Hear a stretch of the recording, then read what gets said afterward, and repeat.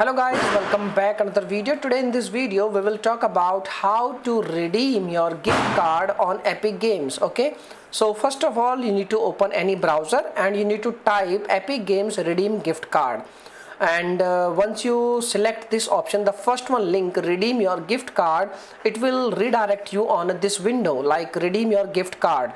But before doing this thing you need to log in into your account, but make sure you have already, or you can say like you have to log in into your correct account. You have to log in into your correct account. If by mistake you have logged in into your wrong account, your funds, your gift, your rewards will transfer in that account, and the accounts, or you can say the funds, is not transferable. Okay, so make sure you are logged in into correct account. Now you need to enter your code over here. And what is the code? The code is printed on the back side of your card.